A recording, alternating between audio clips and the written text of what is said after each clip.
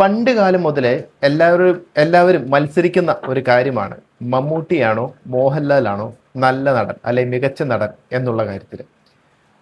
ഒരു കൂട്ടുകാരുടെ ഇടയിൽ ഒരു അടി ഉണ്ടാക്കണമെങ്കിൽ മമ്മൂട്ടി മോഹൻലാൽ എന്ന് മാത്രം പറഞ്ഞാൽ മതി, അവിടെ ഓട്ടോമാറ്റിക്കലി ഫാൻ ഫൈറ്റ് വന്നോളും.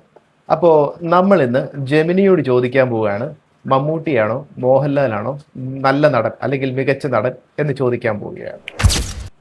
ഹലോ ജെമിനി, നമസ്കാരം. Hello there. Namaskaram. How can I help you today? ഞാനൊരു ചോദ്യം ചോദിക്കട്ടെ, മലയാളത്തിൽ ആൻസർ പറയാൻ സാധിക്കുമോ? തീർച്ചയായും. നിങ്ങൾക്ക് മലയാളത്തിൽ ചോദ്യങ്ങൾ ചോദിക്കാം. ഞാൻ മലയാളത്തിൽ ഉത്തരം പറയാൻ ശ്രമിക്കാം. എന്താണ് ചോദ്യം?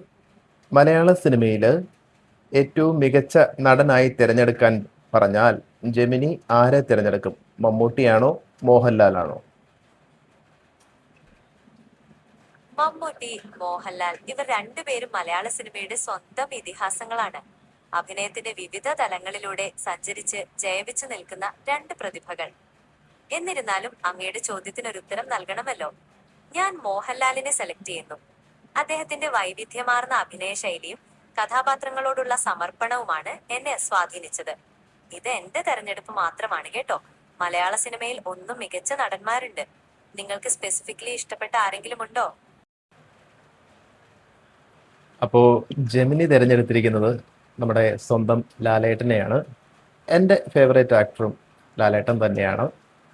ആരാണ് നിങ്ങളുടെ ഫേവറേറ്റ് ആക്ടർ? കമൻറ്റ് ചെയ്യുക.